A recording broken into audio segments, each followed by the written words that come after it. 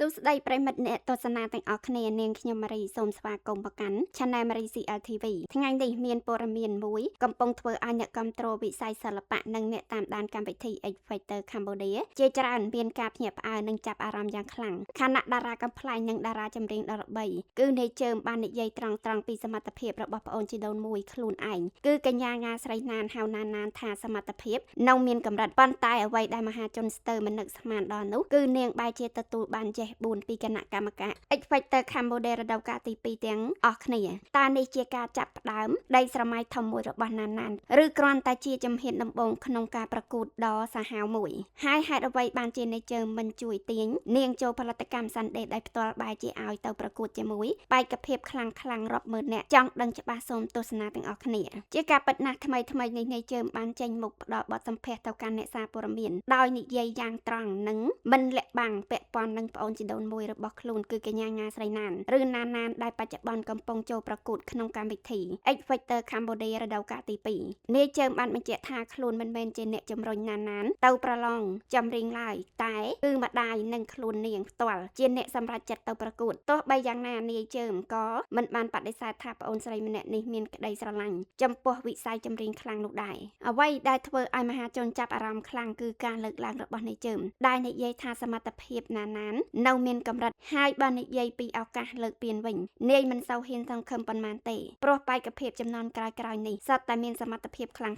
នាយជើងបាននិយាយថាការទៅប្រឡងអញ្ចឹងក៏ល្អម្យ៉ាងដែរព្រោះឲ្យដឹងថាអាជីពចម្រៀងនឹងពិបាកយ៉ាងម៉េចឲ្យគេចេះតស៊ូប្រយោគមួយនេះកំពុងត្រូវបានអ្នកលេងបណ្ដាញសង្គមជាច្រើនចែករំលែកនិងសរសើរថានាយជើងនិយាយក្នុងនាមជាមនុស្សដែលធ្លាប់ឆ្លងកាត់ការតស៊ូពិតប្រាកដមិនមែនគ្រាន់តែជាតារាល្បីម្នាក់ដែលចង់លើកជើងសាច់ញាតិខ្លួនឯងនោះទេប៉ុន្តែអ្វីដែលគួរឲ្យភ្ញាក់ផ្អើលគឺនៅក្នុងវគ្គចែក audition ដែលបានចាក់ផ្សាយកាលពីថ្ងៃទី24ខែឧសភាឆ្នាំ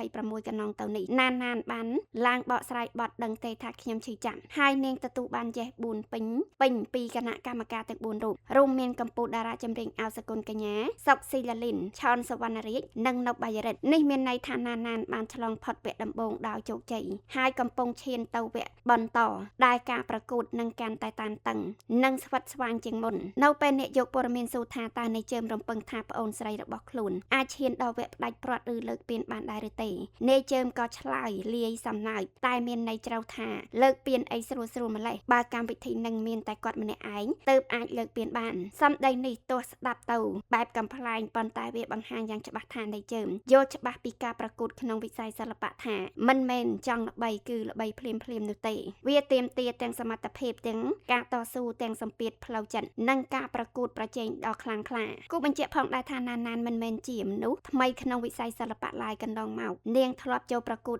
X Factor Cambodia រដូវកាលទី1កាលពីឆ្នាំ2019ម្ដងរួចមកហើយប៉ុន្តែមិនអាចឈានដល់ការឈ្នះពានបាននោះទេលើសពីនេះនាងក៏ធ្លាប់ចូលប្រកួត Miss Ten Cambodia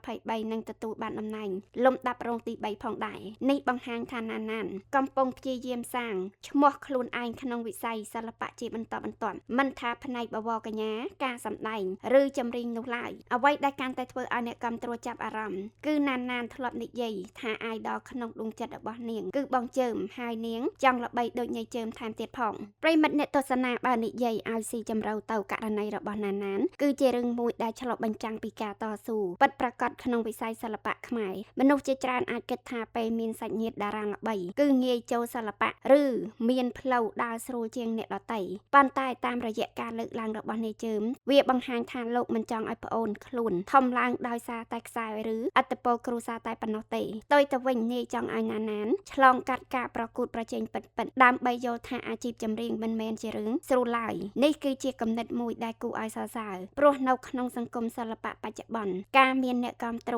ឬមានឈ្មោះល្បីមិនមែនគ្រប់គ្រាន់ទេអ្នកដែលអាចឈរជើងបានយូរគឺអ្នកដែលមានសមត្ថភាពពិតនិងអាចទប់ទល់នឹងសម្ពាធបានយ៉ាងវិញទៀតការដែលណានទទួលបានចេះ4ពីគណៈកម្មការក៏បញ្ជាក់ថានាងមិនមែនគ្មានសមត្ថភាពទាំងស្រុងដោយដែលមនុស្សមួយចំនួនគិតនោះដែរប្រហែលជានាងនៅខ្វះបទពិសោធន៍ឬបច្ចេកទេសខ្លះ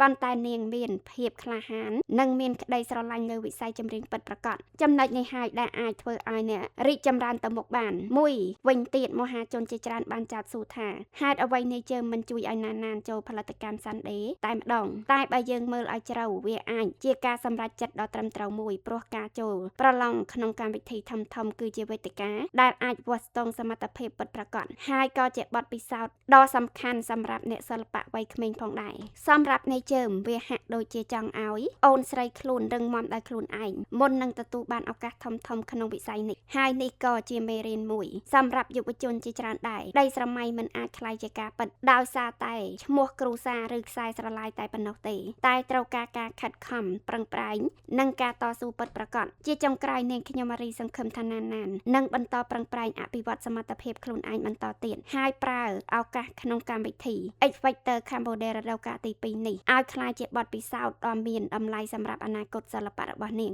ចំណែកប្រិយមិត្តវិញយល់យ៉ាងណាដែរតើណានអាចឈានដល់វគ្គជ្រៅឬមានឱកាសលើកពានបានដែរឬទេកុំភ្លេច comment បញ្ចេញមតិរបស់អ្នកនៅខាងក្រោមវីដេអូផងហើយបើស្រឡាញ់ការអត្ថាធិប្បាយព័ត៌មានបែបស៊ីជម្រៅនិងតន់ហេតុការកុំភ្លេច like share និង subscribe Channel Marie CLTV ម្នាក់មួយផងនាងខ្ញុំម៉ារីសូមអរគុណនិងសូមជម្រាបលា